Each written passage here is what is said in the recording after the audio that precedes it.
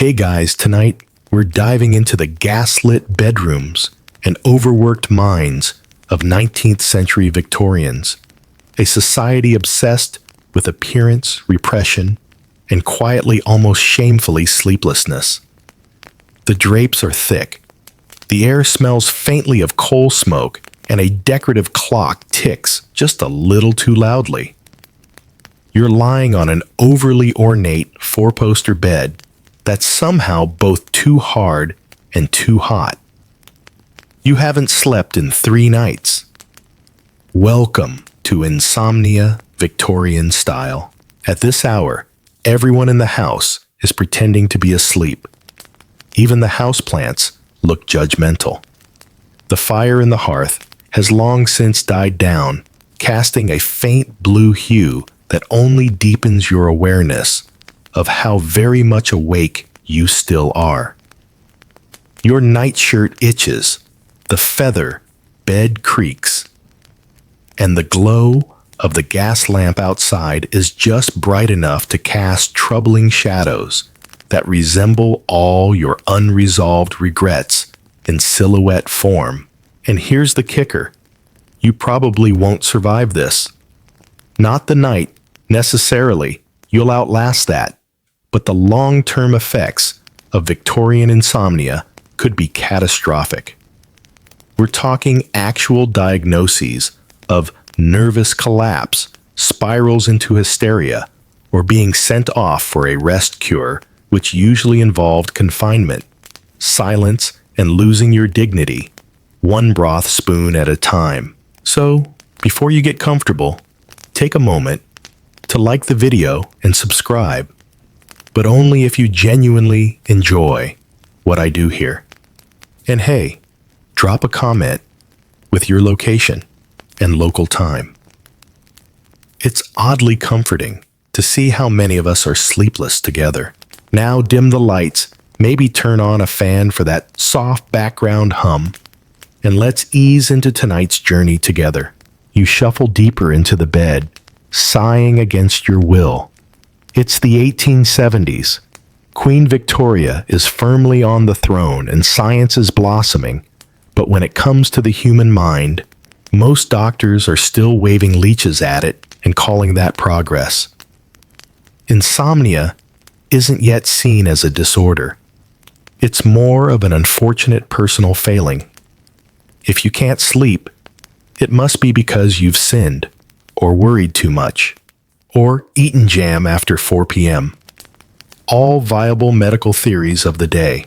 You try to lie still, just like the etiquette books advised. One early household manual warned against tossing and turning as it only agitates the soul. So instead, you do what any sensible person would do. You stare at the ceiling and begin contemplating death. A mainstream historical fact here: Victorians were the first to widely record sleep disturbances in medical journals. By the mid-19th century, British physicians were documenting cases of what they called vigils, periods of extended wakefulness, often tied to industrial stress, grief, or caffeine overuse. Yes, caffeine. Tea wasn't just comfort food in this era, it was fuel, and it was everywhere. But let's not forget the fringes.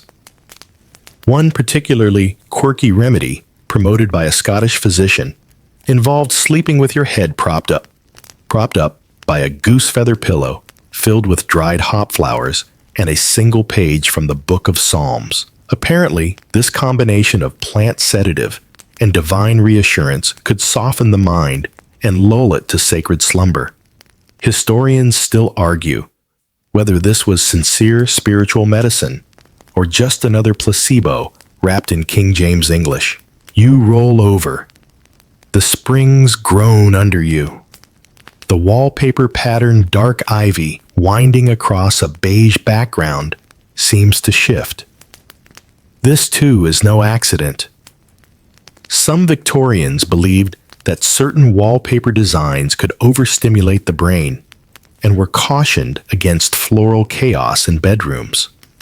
One journal even reported bedroom madness in a man driven to near insanity by clashing paisley patterns. Interior design, lethal since 1842.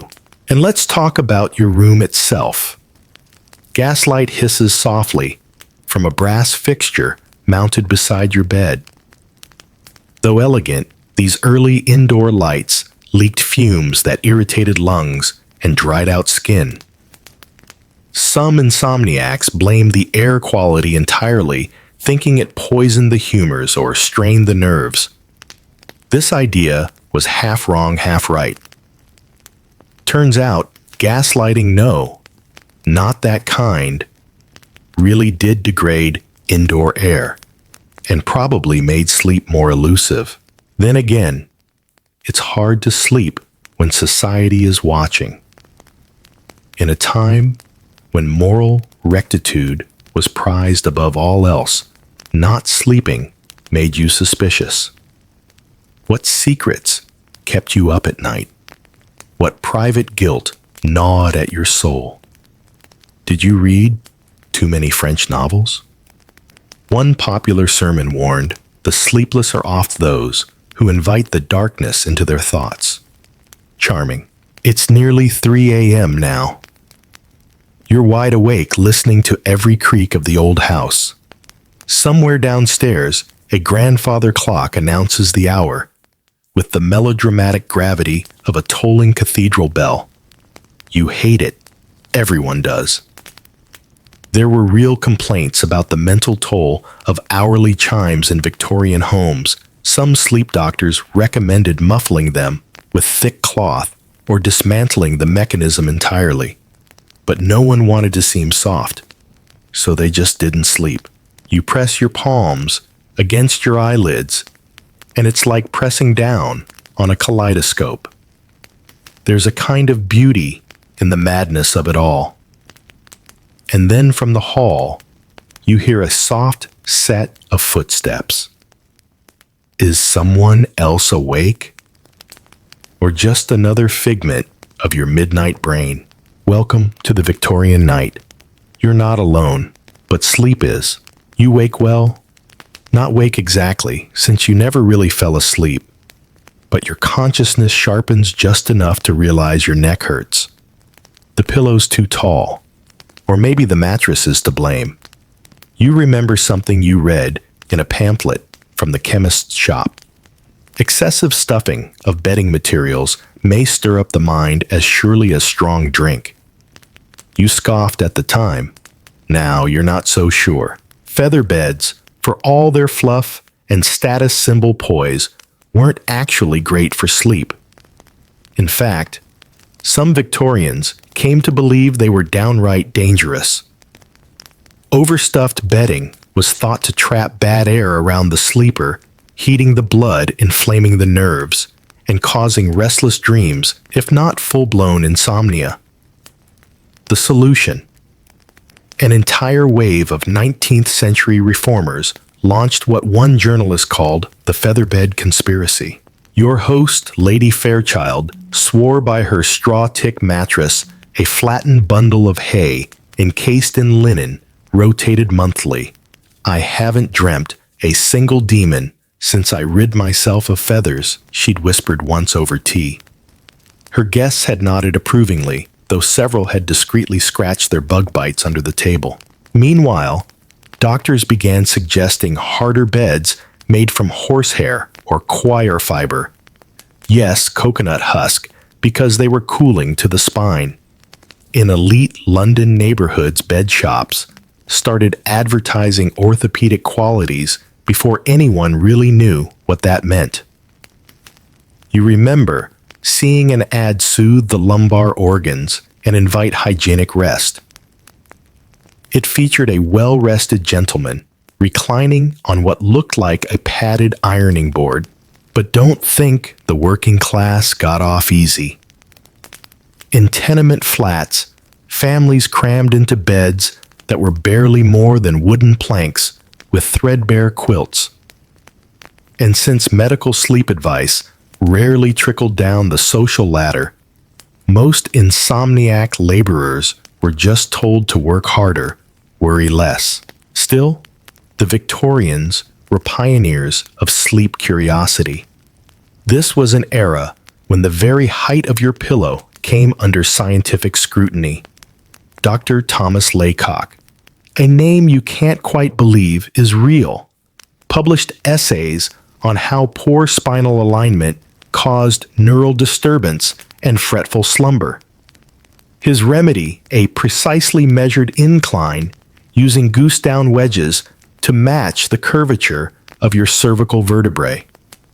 Historians still argue whether Laycock's methods were proto-chiropractic genius or just mid-Victorian pillow salesmanship. You reach under your mattress, now curious. You find nothing but a few misplaced coins, a laced glove, and wait. Is that a dried orange peel? That's no accident. Some households scattered dried citrus under beds, thinking it released calming oils. Others used sachets of lavender chamomile or rose petals. Of course, if you were poor, you made do with pine needles and prayer. Let's not forget the bizarre fringe theories. A popular 1840s notion claimed that bed height altered your brain chemistry. Allegedly, sleeping too close to the ground encouraged the humors to settle behind the eyes, while beds that were too high made your blood race. Some aristocrats had steps installed just to reach their towering mattresses' entire staircases for the privilege of overthinking at altitude. There was even a minor panic when an American magazine suggested beds positioned facing north disrupted the magnetic ether of the globe. Furniture was rearranged in middle-class parlors across London. Sleep didn't improve, but everyone felt at least 8% smugger. And oh, the bedding materials! Feather-stuffed bolsters were flanked by embroidered pillows meant more for decoration than use. Some were laced with lace. Others bore stitched aphorisms like, "Rest ye, for God is watchful." Slightly unsettling when you read it at 2 a.m., clutching your blanket like a battlefield comrade. You flip your pillow, colder on the other side, just as it should be. But what's that scent? Soap Violet's Victorian bedrooms often carried strong fragrances, not just because perfume was en vogue, but to mask the smells of coal smoke body odor and sometimes worse. Unsurprisingly, some insomnia treatments revolved around aromatics. You could buy linen spray from apothecaries labeled nervous vapor calmer. Ingredients, mostly alcohol, rose water, and hope. One particular fringe case in 1872, a Manchester woman patented a mattress stuffed entirely with hops. Yes, the same hops used in beer. She claimed it helped her sleep as deeply as Adam before the rib. The invention didn't take off, but newspapers covered it gleefully. Scholars still debate whether this was a seed of herbal sleep therapy or just a failed farmer with marketing flair. You settle into the mattress again, tugging at the sheets, which are monogrammed and slightly scratchy. Cotton, maybe. Linen, possibly. Even the thread count is a mystery. But the truth remains, you've made no progress toward actual rest. You're just more horizontal now. The wind rattles the glass in the window frame. You count the panes, 12, like a prisoner marking time. Somewhere in the distance, a horse cart rumbles by. Someone's delivering milk, or laudanum, or both. Back in this creaky room, you lie still wondering whether your spine is aligned properly or if your pillow is inflaming your neural vortex. And with that thought, spiraling gently through your mind, like a soot-flavored lullaby, you close your eyes once more, not for sleep, but for surrender. The ticking, always the ticking. You open your eyes, and for a moment, you're not sure whether you ever closed them. But the clock, Oh, it's still there, still marking time with the unfeeling precision of a guillotine. Tick, tick, tick. It's the kind of ticking that doesn't just measure seconds, but chips away at your sanity in perfect metronomic slices. Clocks were a Victorian obsession. Every well-to-do bedroom had one. Mantle clocks, carriage clocks, even novelty automaton clocks, where cherubs rang bells or tiny blacksmiths hammered away the hours. They were marvels of craftsmanship, and also, apparently, machinery engineered specifically to mock insomniacs. Some were wound daily with ceremonial gravitas, ticking away the household's moral standing as much as the time. In fact, the Victorians held firm to the belief that orderliness was next to godliness, and what better way to enforce that than surrounding yourself with reminders of punctuality. But in the silent hours of night, those reminders became torment. One 1885 medical journal recorded a patient who swore he could hear the seconds assembling into armies. You lie there and listen. Tick, tick, tick. It sounds louder than before. Is it echoing off the wallpaper, vibrating through the springs? You shove a sock over the clock face, hoping that might help. It doesn't. Even muffled, the cadence persists, like a smug little drum roll, leading up to your eventual breakdown. Some doctors began to take notice. A mainstream historical fact. By the 1870s, physicians like Dr. William Acton were linking the rise of sleep disorders with mechanical overstimulation, not just clocks, but factory whistles, train timetables, and the growing din of modernity. Sleep, once a quiet affair, was now being scheduled around machines. The more clocks Victorians invented, the worse they seemed to sleep. And then, of course, there was the pocket watch, the ultimate symbol of personal time control. Men kept them in waistcoat pockets, women in dainty chatelaines clipped to the hip. At night, they were placed carefully on nightstands, like ticking reminders of mortality. Some people swore their watches ran faster when they couldn't sleep, as if time itself were rebelling. You shift under the covers and remember something you read in the Family Physician's Companion, that irregular ticking could disrupt the nervous fluid, whatever that meant. A fringe theory emerged, claiming that clock ticks, if too close to the head, could synchronize with the brain and cause hypnotic fatigue. One poor soul claimed he started dreaming in Morse code. Historians still argue whether this fear of ticking was psychosomatic or a legitimate proto-awareness of sleep environment triggers. Today, we might call it sleep hygiene. Back then, it was sleep terror induced by small brass goblins with gears. But let's be honest, the real horror wasn't the ticking. It was the waiting. Waiting to sleep, waiting for dawn, waiting for someone else in the house to stir and prove you're not the only soul trapped in this shadowy purgatory of velvet curtains and polished furniture. You glance toward the door, still closed, still locked. You're unsure if it's to keep others out or keep something in. The room is filled with things that were meant to bring comfort. A china water jug, a dish of boiled sweets, a Bible that hasn't been opened in weeks, a dressing gown draped over a chair that looks in this light suspiciously like a crouching stranger. In your more lucid hours, you find it absurd. The entire house is designed to showcase calm floral carpets, pastel wallpapers, dainty footstools, and yet here you are pacing mentally while lying perfectly still. One article in Punch magazine once joked, "Victorian design is meant to soothe the body while steadily unhinging the mind." And you wonder if perhaps the source of insomnia isn't just physical, but spiritual. After all, some moralists of the day believed sleeplessness was a sign of divine unease.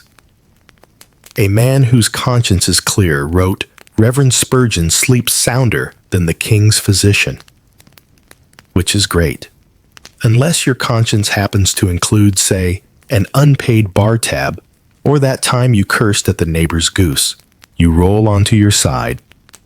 The bedsheet is warm from your restless shifting.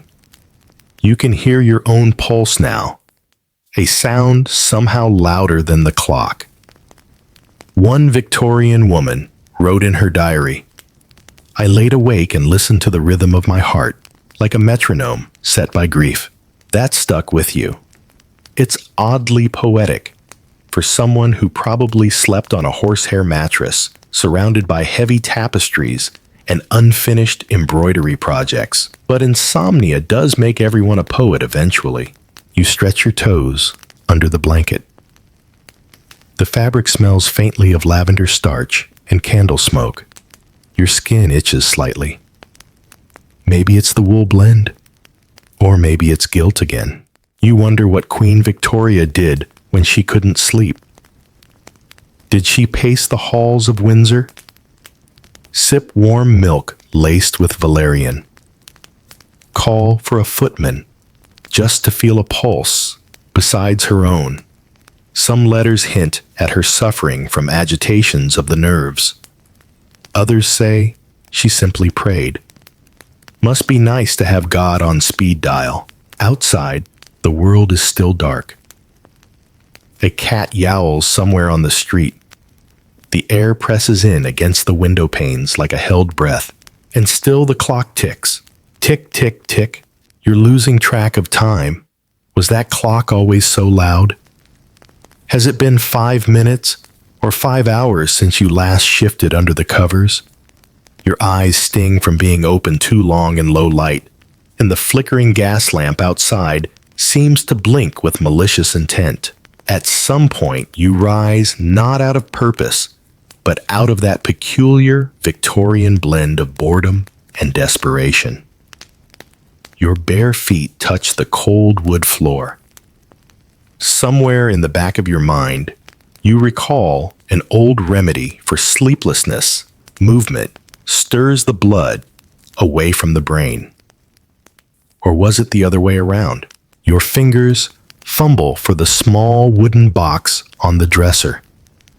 The label, in lovely cursive script, reads Mother Jackson's Soothing Elixir for Night Troubles.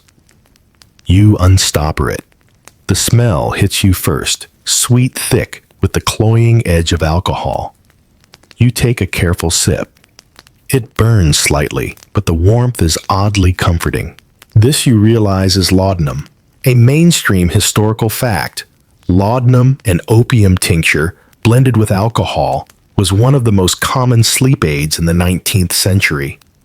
It was sold over the counter, recommended by physicians, and regularly consumed by the same people who scolded children for yawning too loud during sermons. Everyone from factory workers to aristocrats used it. Charles Dickens, Elizabeth Barrett Browning, probably the postman, you. The effects are slow. The bottle clinks gently as you set it down, and the warm bloom in your chest spreads outward. The edges of the room feel a little softer now, less judgmental. The clock still ticks, but it seems less like a threat and more like a lullaby. Almost. But don't get too comfortable. Laudanum wasn't the only thing Victorians turned to when insomnia struck. If you were more naturally inclined, you might have gone for lavender tea. It's steeping in a china cup on the nightstand, right beside a sprig of dried mint tied with ribbon. A tea brewed from chamomile valerian or passion flower was thought to calm the vital energies and restore balance to the soul. If you had more coin, you could afford a physician's visit who might prescribe you a carefully measured cordial laced with chloral hydrate. It would knock you out, yes, but possibly also make you forget your own name or heartbeat. And then there were leeches. You don't keep any, of course. That would be unsightly. But upper-class Victorians sometimes had a servant trained to apply them for nervous relief. The logic went something like this. If insomnia is caused by overstimulated blood flow to the brain, then reducing blood volume should soothe the mind. Enter leeches. Some were applied behind the ears, others directly to the temples. Yes, on the temples. Historians still argue whether the popularity of such treatments was based on medical reasoning or just a cultural obsession with balance and control. Probably both. You wonder what kind of mind could lie still while something small and slimy drained its life force in the name of rest. And then realize maybe yours if tonight gets any worse. But not for all remedies involved ingesting or sacrificing something. Some lean toward sensory therapy, like warm baths infused with neroli oil or pine extract, or lying on a heated brick wrapped in muslin. Or if you were especially devout, praying over a single candle and watching the flame until sleep overtook you. A method which honestly just sounds like eye strain plus fire hazard. You recall a fringe tidbit from a pamphlet titled Remedies for the Restless Gentleman. It describes snail essence, a mucus-based tonic extracted from live garden snails believed to ease digestion and sedate the spirit. 1 teaspoon before bed. 2 if your dreams tended toward demons. Apparently, this was not uncommon among rural apothecaries. Someone probably made a fortune, and there were others, more tactile approaches. One German inventor marketed a vibrating harness that shook the shoulders rhythmically to lull the nervous system into compliance. You can still picture the ad, a drawing of a serene gentleman being gently jostled by gears. The product slogan, "Let the machine take your worries." A bold claim in an age when most machines still exploded. You pause and sip your lavender tea, hoping for peace. But your mind, despite the laudanum, is only lightly fogged, still active, still curious, still annoyingly alert. That's the cruelty of Victorian insomnia. The brain doesn't stop. It just loops harder. Your eyes wander to the nightstand drawer. Inside is a crumpled leaflet from a traveling doctor offering rest without dreams via a series of rhythmic chants.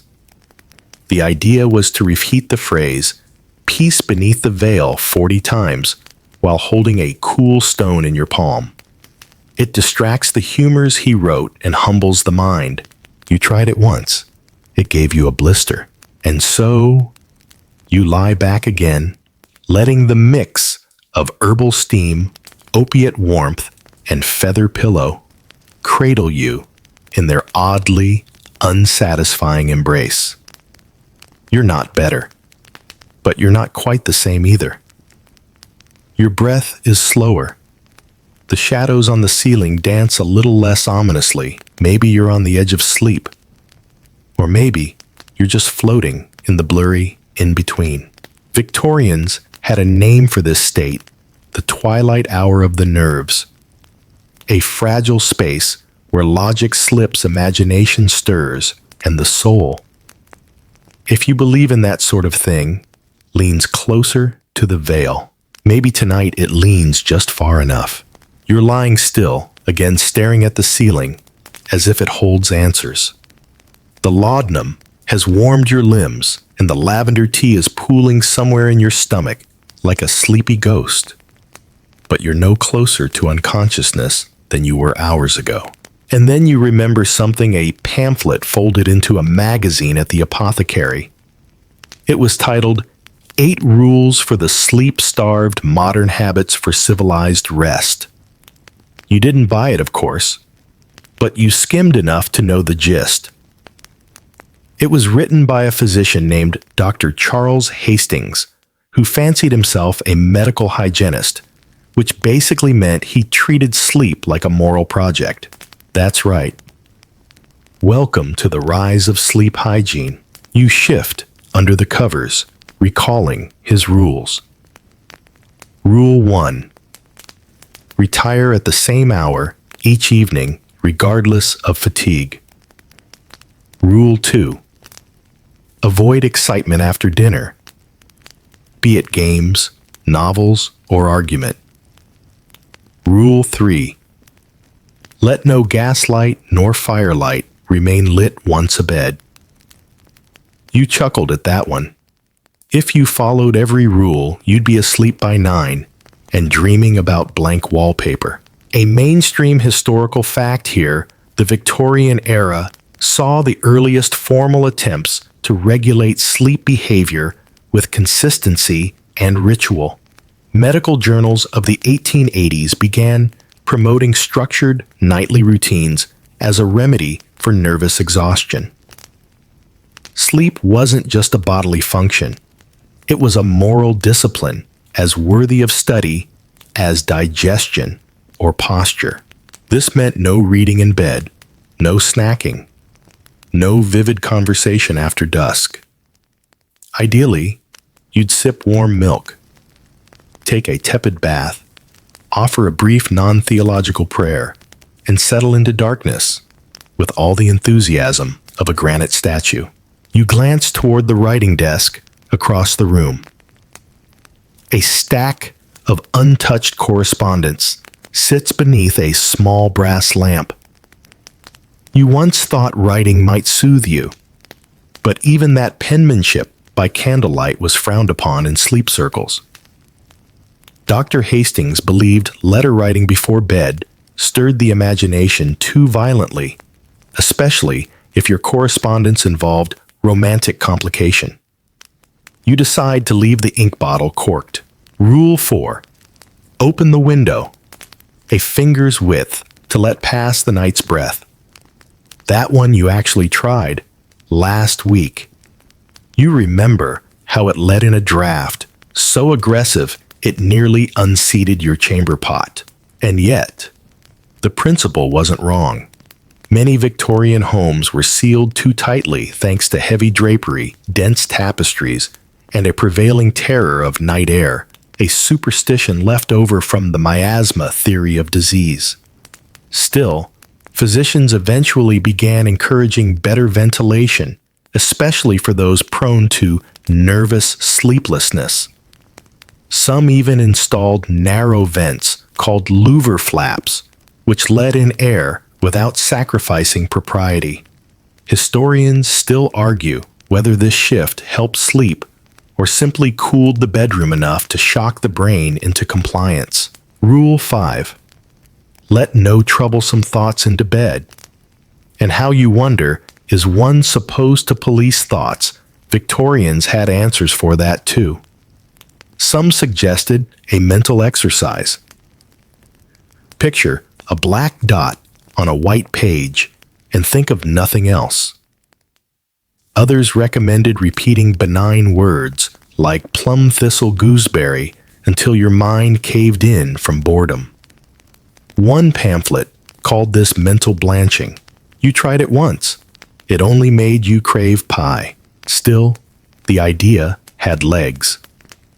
The notion that the mind could be trained, coaxed into slumber like a reluctant child, laid the groundwork for our modern sleep rituals. You were supposed to think soft thoughts, keep the bedding neutral, and the bedroom a sanctuary. But here's where it gets interesting. Victorian doctors also started giving public lectures on sleep. Yes, real events, attended by curious citizens, tickets and all. Imagine it an entire evening where a man in a waistcoat stands beside a chalkboard, drawing diagrams of brains and beds, offering advice like, turn not to the left after 9 p.m., lest the spleen stir.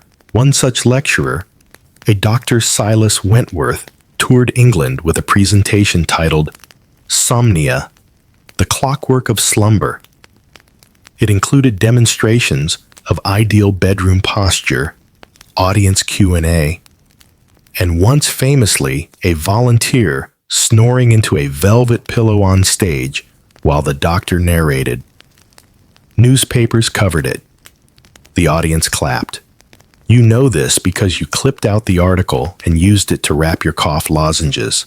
A fringe tidbit: some Victorians believed certain colors enhanced sleep. Pale green wallpaper was thought to soothe the optic nerves. Blue bedding invoked calm. Crimson drapes, on the other hand, were accused of riling the blood. A boarding house in Bath allegedly reupholstered an entire suite in sage and noticed a marked drop in guest complaints regarding dream agitation. Coincidence, maybe, but comforting. You roll onto your side just as Rule 6 recommended. Lie facing the wall as it calms the heart's direction. You've never quite understood the heart direction thing, but at this point, you're willing to try anything. Your breathing slows. You picture a black dot. You whisper the word thistle once, maybe twice, and for a moment, just a flicker, you feel something soften behind your eyes. It's not sleep, not yet, but it's close. You blink. You're not sure when you started drifting, but you must have, because suddenly there's a knock at the edge of your thoughts. A voice, low and steady, echoing in the far chambers of your memory. Keep your eyes on the pendant. You sit upright, not out of alarm, but curiosity. Because tonight, as it turns out, we're venturing into the part of Victorian sleep therapy that tiptoes into the theatrical. Tonight, you're going to be hypnotized, or at least that's what the pamphlet promises. Victorians had a complicated relationship with the mind. On one hand, they were obsessed with science progress and categorization. On the other, they still believed that unseen forces, magnetism, mesmerism, phrenology, could manipulate consciousness in ways that defied logic. Hypnotism was one such force. It lived in the curious space between performance and treatment. You step into a softly lit room, real or imagined, it's hard to say. A heavy curtain muffles the street sounds, and the air smells of wax and peppermints. A man in a crisp frock coat gestures toward a velvet chair. You sit, because of course you do. The world feels quiet now, as if waiting. Fix your eyes here, he says, holding up a silver pendant. It swings gently, never quite in rhythm with your breath. Let the mind loosen. Let the thoughts unwind. A mainstream historical fact by the mid-19th century, hypnotism was a legitimate subject of medical study in Britain. Doctors like James Braid and John Elliotson believed it could cure insomnia, hysteria, even neuralgia. They called it nervous sleep, or neurohypnotism, and used it to sedate patients before surgery or coax anxious minds into calm. But the fringe performers took it further. Traveling hypnotists offered live demonstrations where subjects would fall asleep instantly, speak forgotten truths, or reenact childhood memories in exaggerated pantomime. Audiences were thrilled. Doctors were skeptical. Historians still argue whether Victorian hypnotism was an early form of psychological therapy or just really well-marketed nap time. You remember reading an account from 1873 where a woman claimed she hadn't slept in 6 weeks until she attended a magnetic trance show in Bristol. The performer tapped her forehead muttered Latin, and she promptly fainted into blissful unconsciousness for 12 hours. A miracle, she insisted. Her neighbor said she just tripped over the footlights. Back in your own bedroom, you lie on your back and try the technique yourself. Not the pendant, too flashy, but something subtler. You focus on your breath. You say a phrase in your head, sleep is already here. You let your eyes unfocus just slightly, and something shifts. Not much, but enough. Victorian guides advised would-be hypnotists to use slow, monotonous language. They believed repetition soothed the nerves and dulled conscious resistance. Some even wrote entire sleep scripts to be read aloud in bedrooms designed to quiet the internal monologue. Sentences like, "You are drifting down a velvet stair." Each step lighter than the last. Your thoughts are pillows. It's a little ridiculous, but also, it works. Your breath slows. Your limbs feel warmer. You sense yourself slipping not into sleep yet, but into the soft waiting room before sleep. The place where thoughts aren't quite thoughts anymore, but fuzzy shapes wrapped in cotton. You wonder what it would have been like to visit one of the rest parlors that popped up in late Victorian cities. Tiny offices where a practitioner would place a hand on your temple and guide you into an afternoon trance. A printed testimonial from a London clerk reads, "I slept 12 minutes and awoke as though I had bathed in fresh air." Another claimed he dreamed of his dead mother's garden. No one could explain why. Even Queen Victoria was rumored to have tried hypnotism for her black moods after Albert's death. Though naturally, no court physician would confirm this in print. The palace frowned upon public somnolence, a fringe tidbit in 1891. A society of amateur mesmerists in Edinburgh attempted to induce group sleep in a hall full of insomniacs. They dimmed the gaslights, rang tuning forks, and read the same sonnet for 2 hours straight. Half the attendees dozed off. The other half demanded refunds. The press loved it. You smile slightly. Not because it's funny, but because in the half-dream you're in, everything feels a little softer, a little kinder. The pendulum reel or imagine swings. The voice in your head repeats, "Let go now," and you almost do. But then the floor creaks, and you're back. Not startled, not afraid, just still awake. The ceiling is still there. So is the clock. But you've changed, slightly. You're heavier now, slower, and though sleep hasn't taken you fully, it's no longer running away either. It's waiting, like a gentleman with gloved hands standing by the door. And eventually, it might invite you in. You sit up again, not because you want to, but because your pillow feels like it's plotting against you. The hypnotic calm of a few moments ago has frayed. Your thoughts are back cluttering the corners of your brain like wayward dust bunnies. And somewhere in this room, your dignity has gone to sleep long before you have. You glance at the object on your bedside table, a curious little contraption made of copper wires and polished oak with 2 small knobs and a velvet strap. It's called the Neurocalming Nightcap, and it was a birthday gift. A joke, you thought at first. But the pamphlet claimed it was scientifically attuned to the brain's nocturnal harmonies. You figure it can't make things worse. You fasten it around your head. It hums faintly. Yes, really. Victorians dabbled in sleep tech. Before wearables were cool, they were strange. Hissing, vibrating head crowns sold by gentlemen in monocles who said things like galvanic tranquility.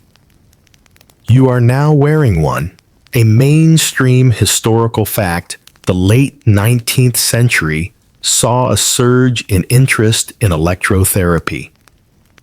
Medical gadgetry entered middle-class homes in the form of electric belts, magnetic foot pads, and cranial diadems that promised to soothe nerves, correct posture, and even reverse aging. Some were sold by reputable physicians. Most were not.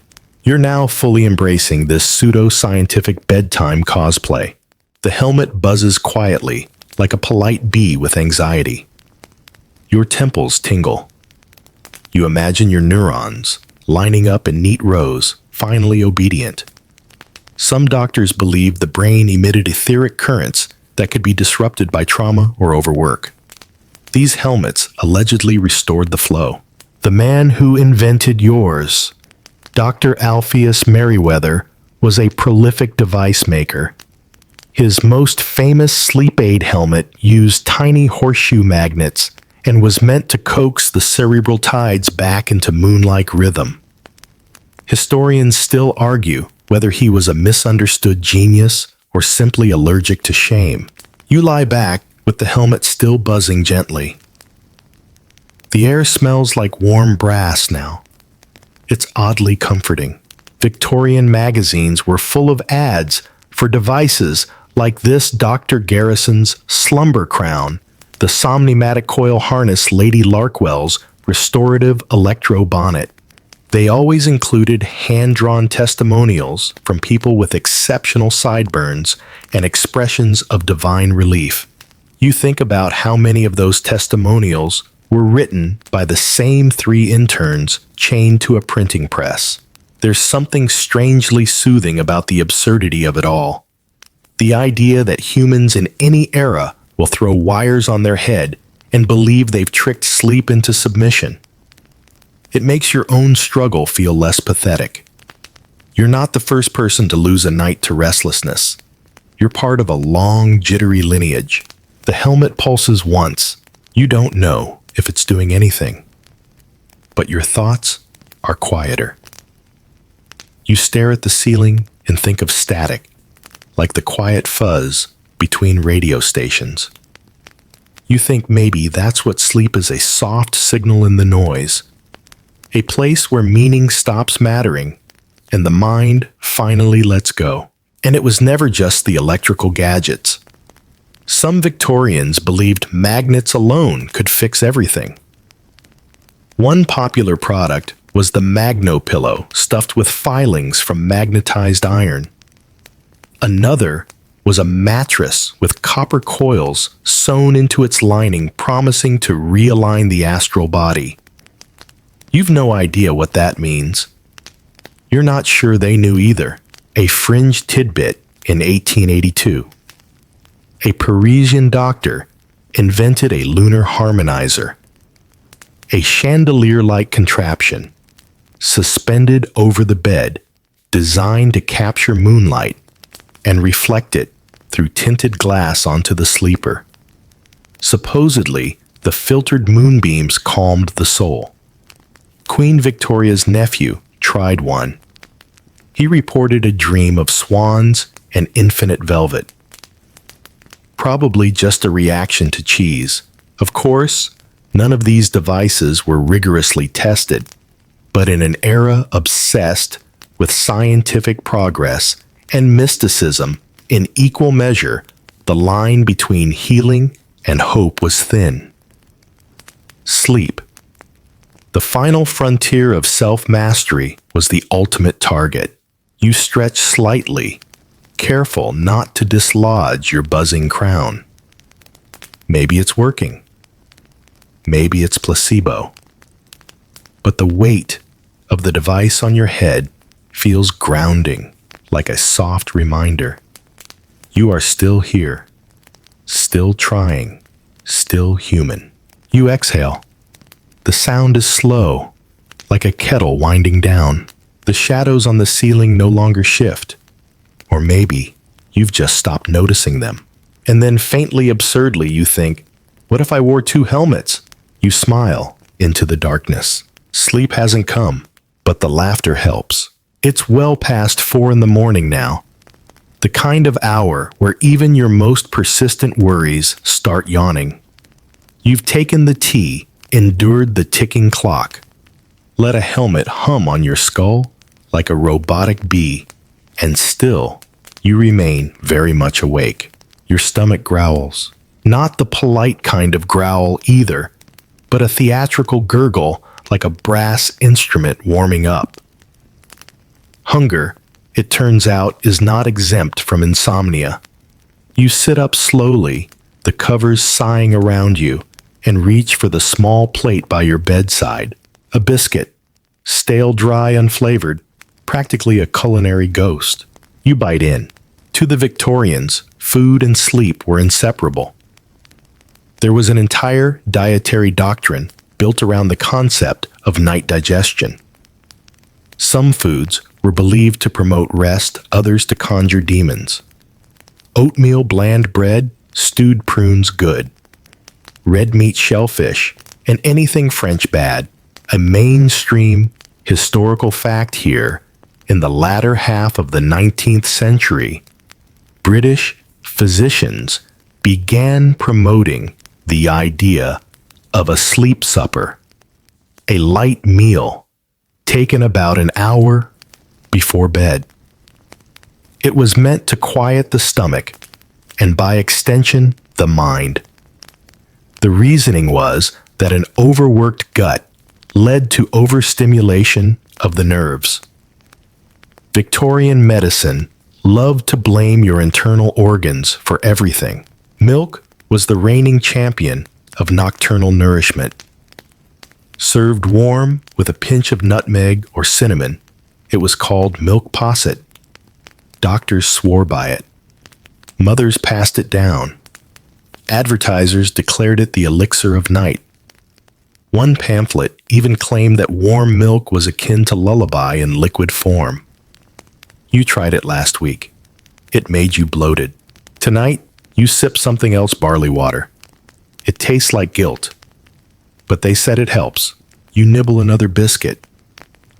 You remember reading about a duke who swore by eating a spoonful of cold rice pudding just before bed.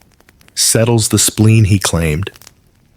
No one was quite sure what that meant, but as with many things in Victorian medicine, no one dared question a man with that much lace on his sleeves. Still, the hunger is real. Insomnia and metabolism are strange bedfellows. Some Victorians believed that nighttime wakefulness was your body's way of requesting nutrition. Others believed it was a punishment for eating too much. Either way, you were always somehow wrong. You recall a fringe dietary remedy for insomnia promoted in a Brighton wellness journal. A spoonful of cod liver oil chased by 2 teaspoons of treacle. The idea was that the oil lubricated your inner workings while the sugar soothed the mind. The aftertaste, according to one diarist, was like drinking from a mermaid's boot. Historians still argue whether these dietary cures had any real effect on sleep, or simply kept people too preoccupied with digestion to focus on their insomnia. At least it gave them something to do. There were also the dangerous cures. Laudanum, as we've already explored, sometimes came with sugar cubes. Opium-laced caramels were sold discreetly in small tins. You could even find syrup blends that claimed to soothe both colic and midnight dread. Many were marketed to mothers for their babies. But who could resist trying it themselves? You set the plate aside, brushing crumbs from your lap, and then you remember the imported remedies. Your uncle brought them back from his colonial travels. A tin of something called night pearl, supposedly a crushed root from the Himalayas, mixed with saffron and sandalwood. 1 dose only. The label warned, "Do not ingest beneath a full moon." You tried it once. You hallucinated that your blanket was breathing. Even so, there was a Victorian fascination with exotic cures. Imported powders, seeds, oils, sleep remedies, filtered through imperial pride and thinly veiled mysticism. There was Indian poppy tincture, Chinese sleep stones, which were just cooled jade and Turkish pillow incense. The more foreign it was, the more effective it must be. You were supposed to burn a pinch under your pillow and dream of gardens. Instead, you mostly sneezed. Tonight, your menu is simpler. A half-empty glass of barley water, a stale biscuit, and whatever psychological comfort comes from ritual chewing. Some Victorian writers believed the act of eating at night was itself calming, that the rhythm of bite, chew, swallow mimicked the kind of automatic behavior sleep requires. You aren't sure if that's true. But in this quiet hour, the biscuit becomes a sort of metronome. Crumb by crumb, you occupy time. Eventually, you lean back. Your belly is not quite full, but not empty either. The night feels less hostile now. You're not alone. You're part of a great sleepless lineage. People who tried to eat, drink, drug, or hypnotize their way into peace. And perhaps if you close your eyes gently, like a curtain rather than a door, the dreams might come, not because of your efforts, but in spite of them. You don't remember falling asleep because you didn't. But somehow, you find yourself standing, not quite in bed, not quite anywhere. Your feet are bare. The floor is cool, and your nightshirt billows slightly as you drift down a hallway, lit only by moonlight through warped glass. You are walking, sleepwalking. Or, if you were a Victorian, you might simply be night walking. Yes, it's a thing. The Victorians had a term for this gentle midnight roaming noctambulism. And while some saw it as a disorder, others, especially in certain philosophical circles, viewed it as a noble ritual. A harmless wandering of the soul through the dark hours, as natural and necessary as dreaming. You open a creaky door. It leads outside. The chill air nips at your skin, and you clutch your arms for warmth.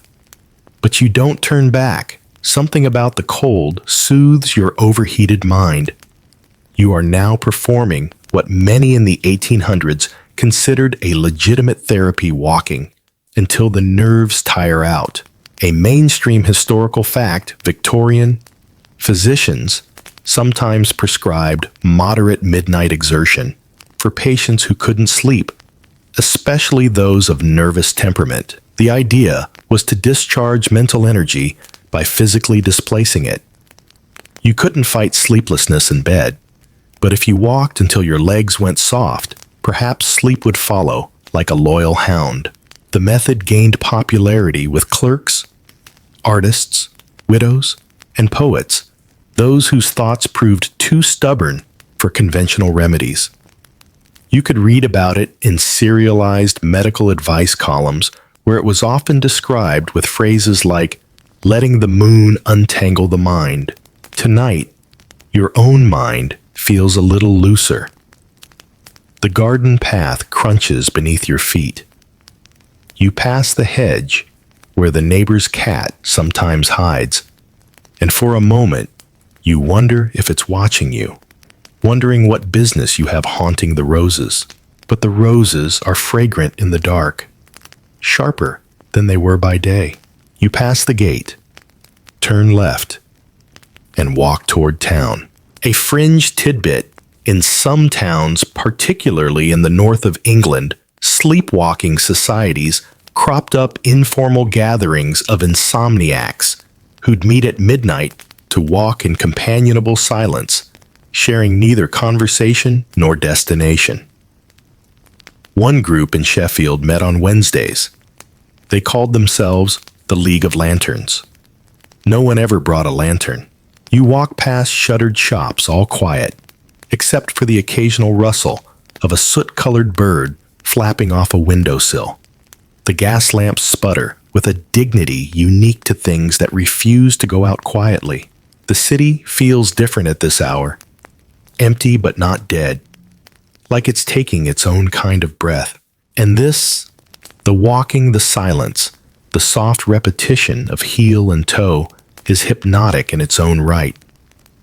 You're not thinking about the mattress, or the tea, or the ticking.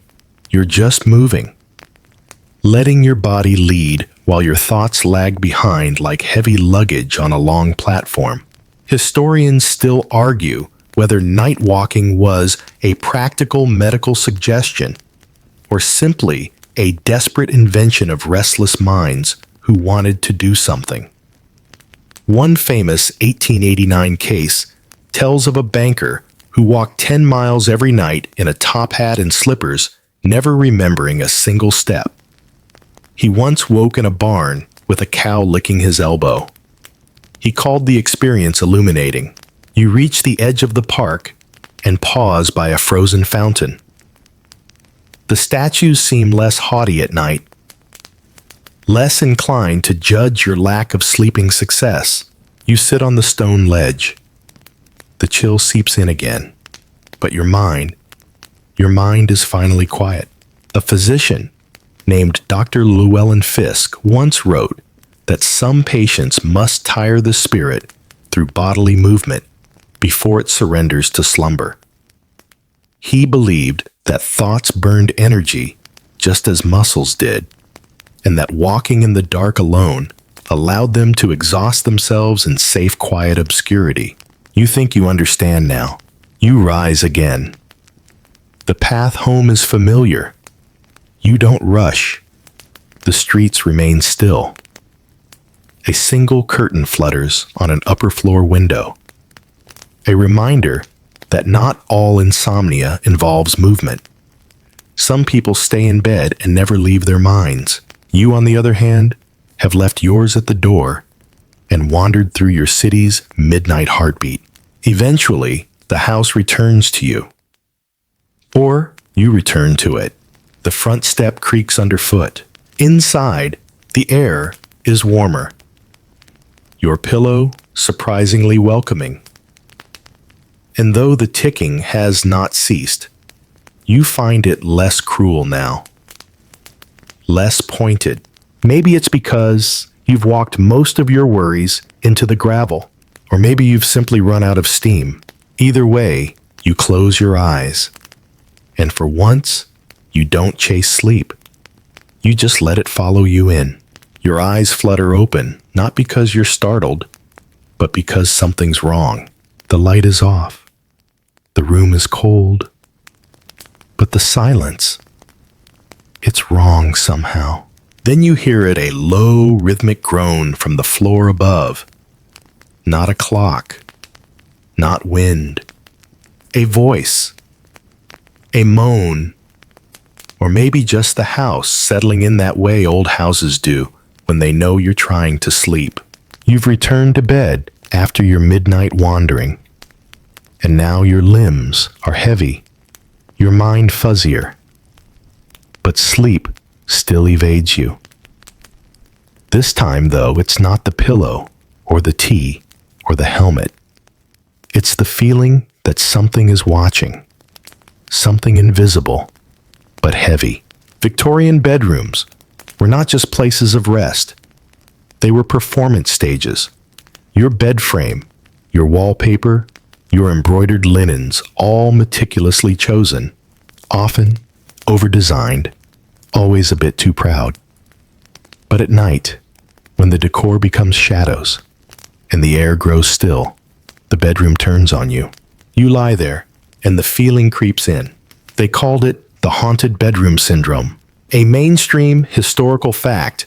In the 19th century, British physicians and domestic advisors began to acknowledge a curious phenomenon. Patients who claimed they couldn't sleep, not because of pain or illness, but because of a presence.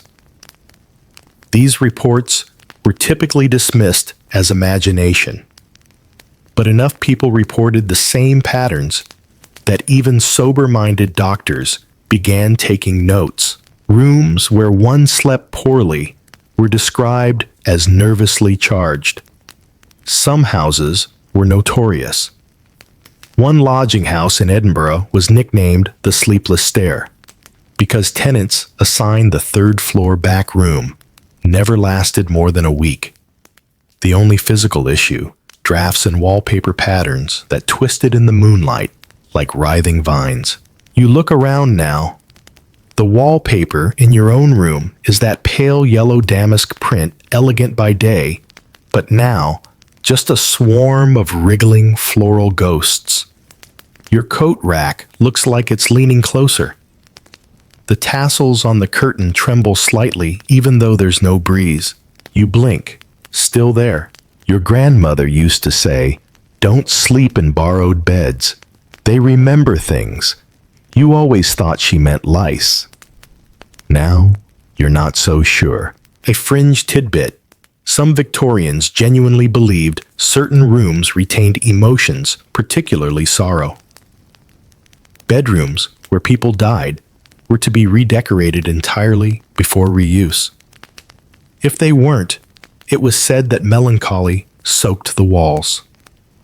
A well-known medium once claimed to feel grief pressing through the wallpaper like damp, which sounds poetic until you realize your bedroom was redecorated recently. After your aunt passed, peacefully, they said, in this bed. Great. Historians still argue whether this was a superstition born of grief or a primitive awareness of how space affects psychology. Some modern scholars suggest that old houses cramped, gas-lit, heavy with dust and poor ventilation might have genuinely altered brain chemistry, especially when combined with stress and suggestion. Victorians didn't have carbon monoxide detectors. You breathe deeply and close your eyes again. You tell yourself it's just the mind, just your imagination. But it's a very Victorian imagination trained on Gothic novels, penny dreadfuls, and spiritualist seances. It doesn't help that insomnia was often pathologized differently for women. If you were a man, it was nervous overwork. If you were a woman, hysteria. A diagnosis so broad and unprovable that it covered everything from anxiety to boredom to bad dreams. One particularly damning phrase from a medical manual, insomnia in women of the middle classes often stems from ungoverned passions or unresolved sentiment. Translation: you're either too emotional or not married enough. Treatment isolation. Quiet. No books, no letters. In severe cases, institutional rest cures in specially designed hospital rooms with velvet curtains, padded walls, and attendants who watched you like a parakeet in a glass box. Women were often prescribed something called the hysteria bed, a specially designed frame that restricted movement and included a restraining canopy. It was supposed to prevent restless displays. Unsurprisingly, it did not promote sleep. It promoted existential crisis. You glance up at your own canopy. Plain muslin. No restraints. But the feeling remains: eyes in the wallpaper, footsteps on a floor that no one else walks at night. You pull the blanket up to your chin. Breathe in, and there it is again. That whisper of presence. But maybe, just maybe, it's not a ghost. Maybe it's history. Every room like this, every bed like this has been shared with thousands of restless bodies before yours. All of them tossing, turning, whispering to the shadows. You're not alone in your sleeplessness. You're just one page in a very thick, very twitchy novel. You don't know if you're afraid or just overtired. But finally, mercifully, you don't care. You close your eyes. Let the moaning floorboards sing. Let the wallpaper twitch. You'll sleep when it's ready. You wake up, no, that's not right. You resurface. Like a diver coming up too soon, lungs full of fog instead of air. You're still in the same bed, same room, same hour, judging by the unchanged light oozing around the edges of the curtains. Morning hasn't arrived. Time is as frozen as your toes, but something has changed. You're exhausted, not just tired, bone-deep weary. And it hits you now that this isn't just one bad night, it's a pattern, a way of life. If sleep is a well, yours has dried to a crusty echo. The Victorians had a phrase for this too, a collapse of repose. It sounded poetic until you realized it mostly meant everyone thought you were being dramatic. You drag yourself out of bed. Again, only this time you're packing. Not to leave forever, just for a while. Because when sleep finally fails, and all the herbal teas, electrical helmets, and nocturnal strolls don't help, Victorians had one final strategy. You go somewhere else to sleep. Welcome to the sanatorium, a mainstream historical fact. From the 1860s onward, sleep sanatoriums sprang up across Europe. Part spa, part medical facility. These institutions promised rest through structure, sea air, and an almost religious commitment to routine. Patients suffering from chronic sleeplessness were sent away to coastal towns, forest retreats, or mountaintop chalets, all under the watchful eye of white-coated doctors who believed in the restorative powers of nothing, literally doing nothing. You pack a valise with precisely folded night clothes and a leather-bound journal in which you haven't written a single page. The train ticket reads Saltburn by the Sea, and the brochure shows a large cream-colored building with turrets and verandas. The slogan is clear: where the body sleeps and the soul awakes. Sure, why not? The journey is uneventful, and when you arrive, the sea air hits you like a wave of menthol. Bracing, medicinal, clean. The building is exactly as pictured, complete with sunlit corridors, whitewashed floors, and potted palms that look vaguely judgmental. You're ushered to a room on the second floor. Sparse but tidy. The sheets are starched. The bed is iron. The windows are flung open. No curtains. No clocks. No ticking. Your first meal is porridge toast and a teaspoon of cod liver oil. The nurse watches to ensure you finish. You do. Then comes the schedule. Wake at 6:30. Bath at 7:00. Walk at 8. Sure. Breakfast at 8:30. Rest at 9:00. Sunlight exposure at 11:00. Lunch at 12:00. Silence at 1:00.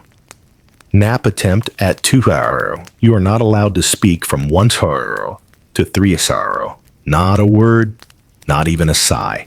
This is the Victorian method of healing schedule the soul back into submission. You follow along. The days blur. And oddly, peacefully, nothing happens. There are no midnight worries here. You're not allowed to bring them. Letters from home are opened by staff and read aloud only if deemed non-exciting. Newspapers are banned. No novels. No fiction. Just hymns, weather forecasts, and an occasional moral anecdote about cows. A fringe tidbit. One popular seaside asylum in Devon insisted that all patients wear light blue garments because the color was thought to cool the optic nerves and pacify ambition. They even dyed the bed linens. A visiting bishop once called it the most restful cult I've ever visited. Historians still argue whether these rest cures were healing or just elaborate timeouts for the anxious elite. But for some, they worked. Not because the air was magical or the porridge divine, but because someone else was finally making the decisions. You were no longer responsible for chasing your own sleep.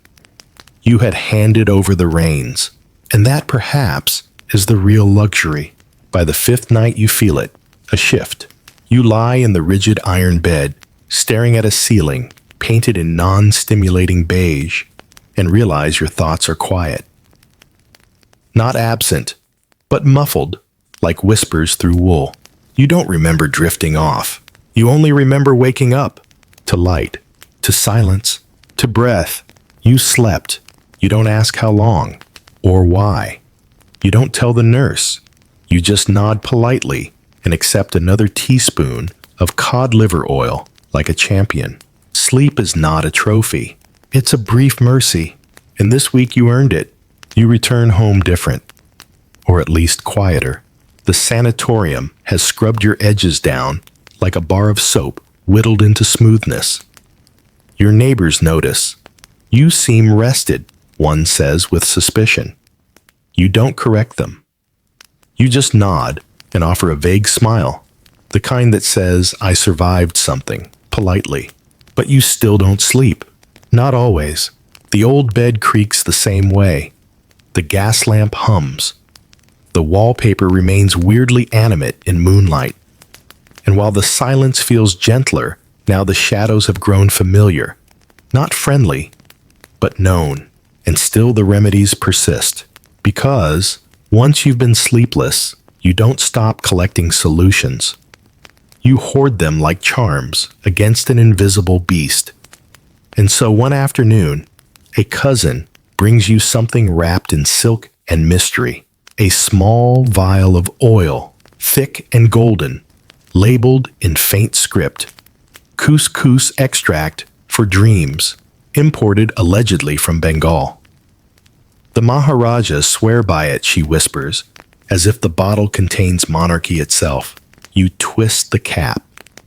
The scent is earthy musky with a trace of sandalwood and rain. You dab it behind your ears. Not because you believe in miracles, but because belief itself is a kind of comfort. The Victorians were obsessed with imported sleep. A mainstream historical fact.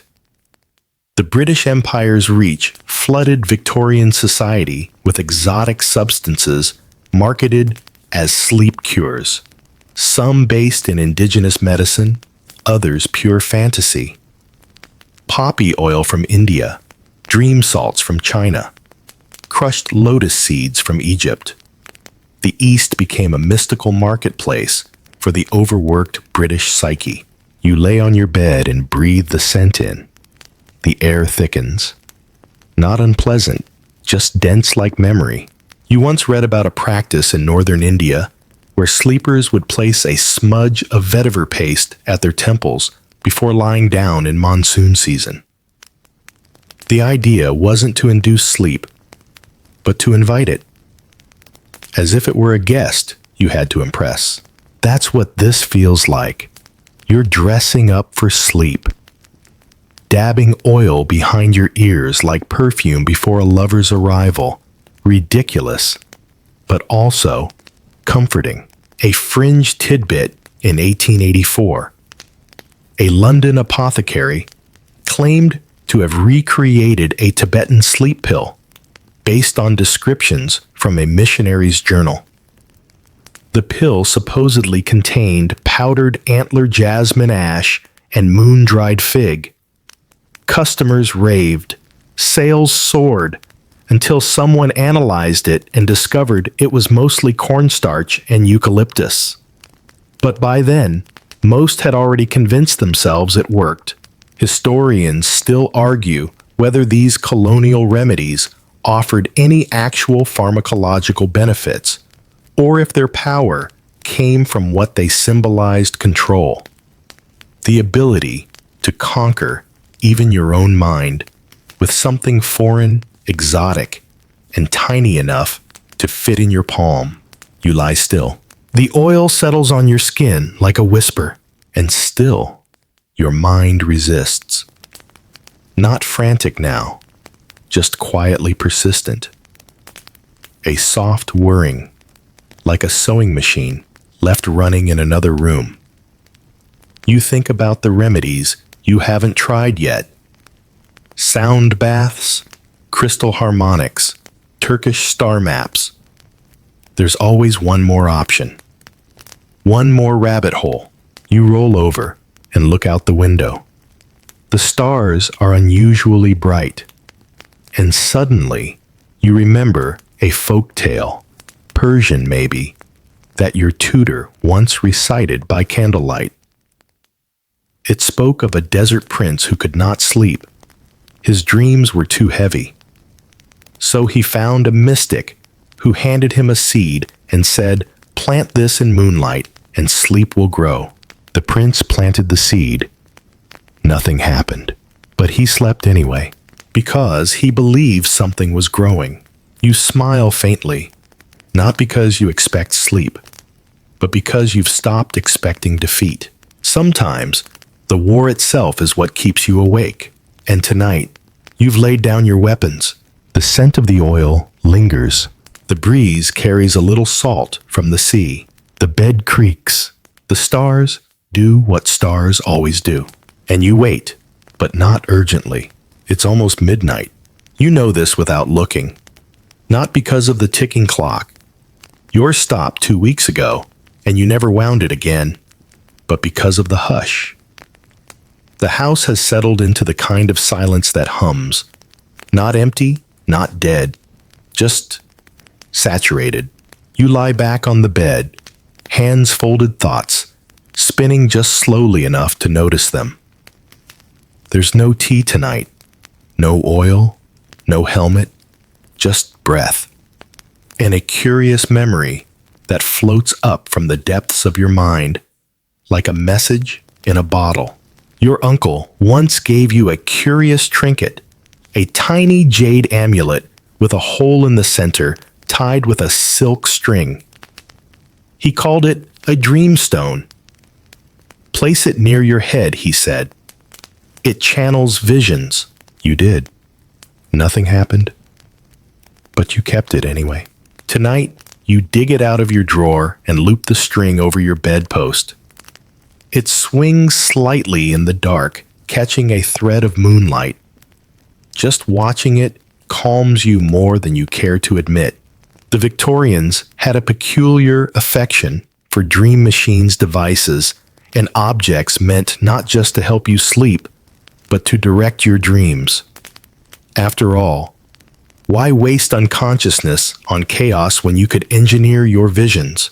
A mainstream historical fact. By the 1890s, British inventors were experimenting with devices called dream inducers, ranging from sound cylinders that whispered phrases in Latin to flickering light boxes meant to trigger certain imagery.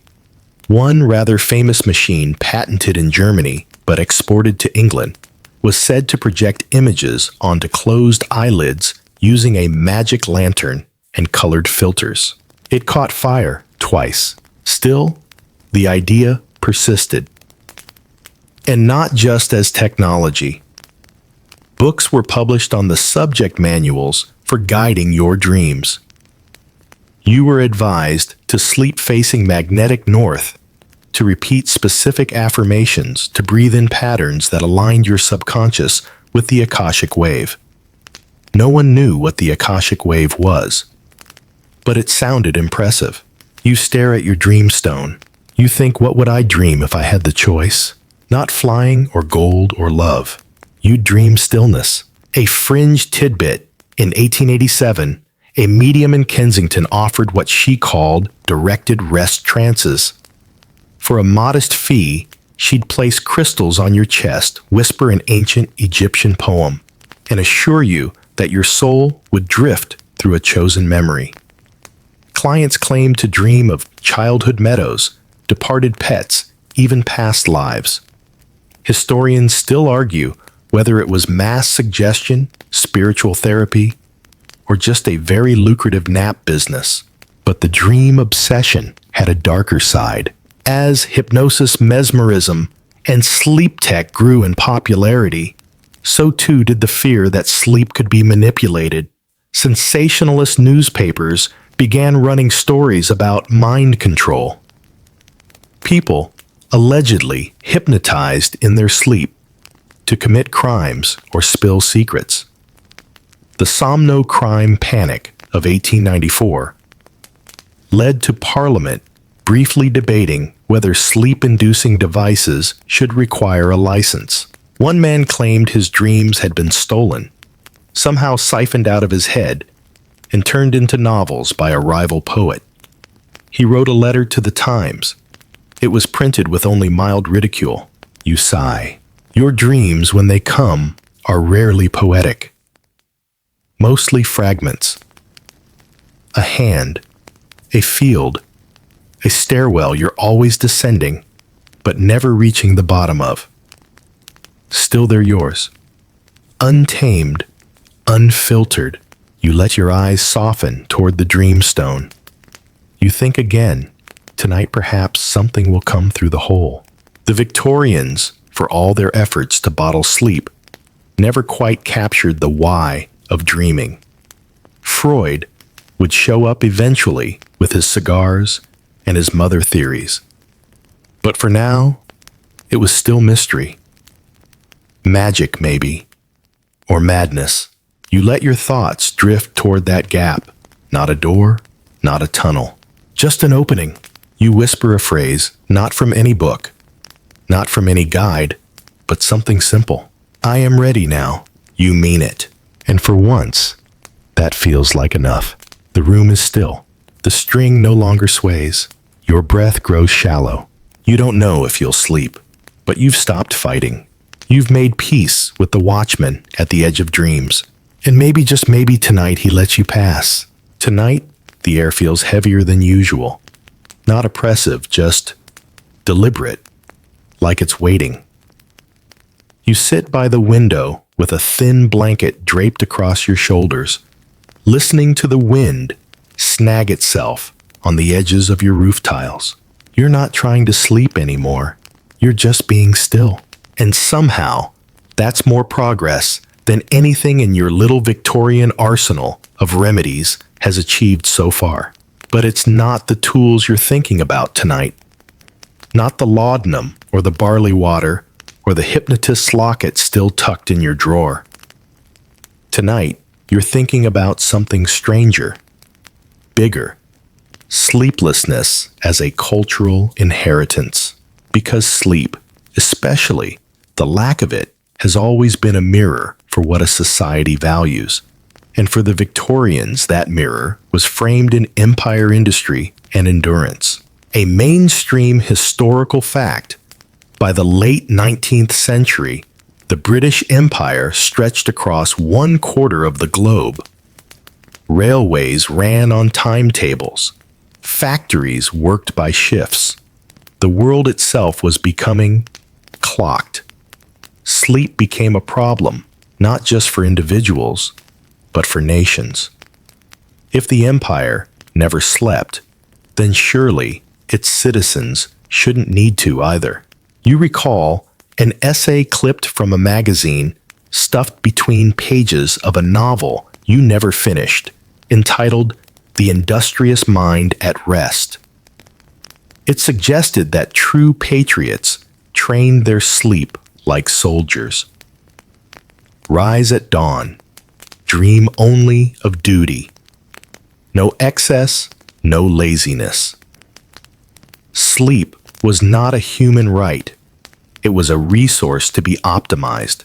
You think about that now as you sip from a chipped teacup. The tea is cold. Doesn't matter. Victorians absorbed imported sleep solutions like they absorbed everything else through colonization. Your cousin once brought you a sleep mask woven in silk, made in Hong Kong, scented faintly with crushed magnolia and menthol. It made your face itch, but she swore it worked. The Chinese sleep like clouds, she said. You never told her that's not how clouds actually behave. A fringe tidbit in the 1890s British pharmacies sold Tibetan sleep sachets, small pouches of herbs supposedly blessed by monks and designed to be tucked into pillowcases. None of the herbs were actually Tibetan. Most of the sachets were stuffed with hay eucalyptus and camphor, but people bought them. Because dreams, it turns out, are always for sale. You rise from the window and drift across the room like a ghost in your own home. Your fingers trail across a bookshelf, stopping on titles like The Nervous Englishman and Repose and The Civilized Body. You don't open them. You've already read the conclusions. The message was always the same: sleep. If you have it, proves you're healthy. If you don't, you're probably guilty of something.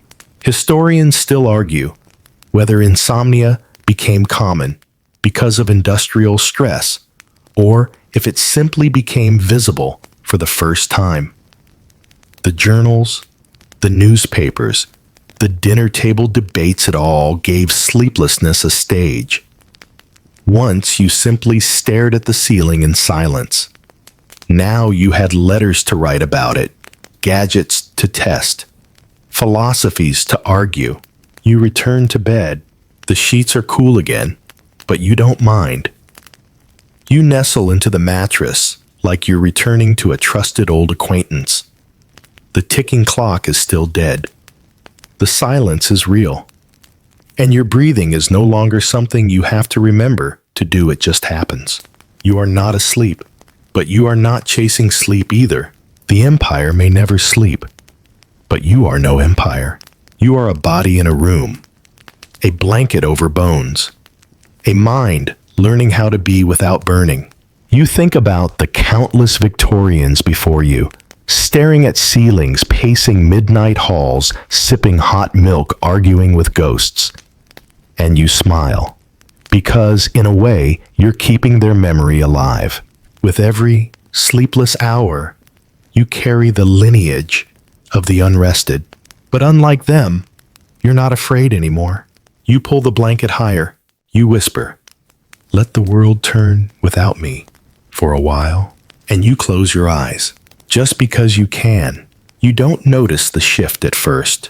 Maybe because it's too gentle, like a feather falling on still water. No trumpet of relief. No sudden blackout. Just a sense, deep and quiet, that something has finally let go. It starts with your breath. Slower. Deeper. The kind of breath that feels like it doesn't belong to you anymore, as if your body has taken over while your mind steps aside. Like a well-trained butler who's finally been trusted with the house keys. The mattress no longer creaks beneath you. It cradles. The pillow no longer conspires, it supports. And the blanket, once suffocating, now lies over you with the perfect weight of forgotten childhood. You're not asleep, but you're there, at the threshold. This is what the Victorians never quite mastered. For all their clocks and tinctures, gadgets to soothe you from the gadgets, they rarely acknowledged the one true condition for sleep: permission. Not pills, not prayers, but the quiet, soul-deep allowance to surrender, to give in, to drift without punishment. You let the thought sink in, and with it, the final defenses lower. Your muscles loosen one by one. Your jaw, your shoulders, even your eyes, once defiantly alert, now soften into a haze. You feel the world fading at the edges, not collapsing, just stepping back, politely giving you space. In the distance, someone might be knocking. Or it's the wind teasing the shutters. Or a memory of someone calling your name in a hallway you haven't walked since childhood. But none of it matters, because you're warm, you're held, you're ready.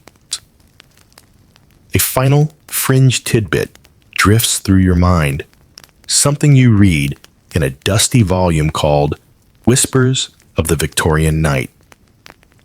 The author, a Scottish surgeon with a flair for poetry, wrote sleep when it finally arrives is not earned, it is forgiven.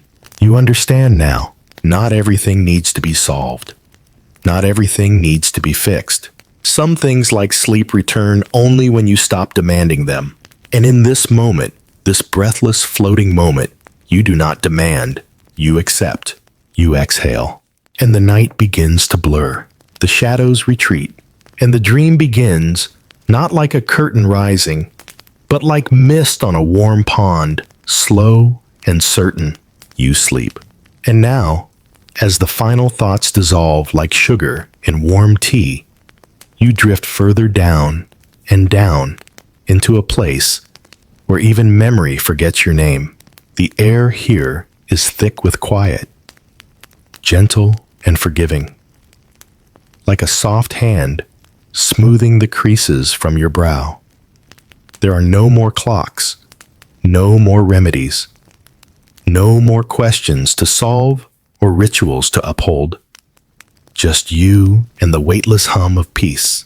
The world outside continues to turn. The trains still whistle. The chimneys still smoke. Somewhere a candle sputters out with a tired sigh. But in here, in this stillness, you've earned through nothing more than letting go. You rest.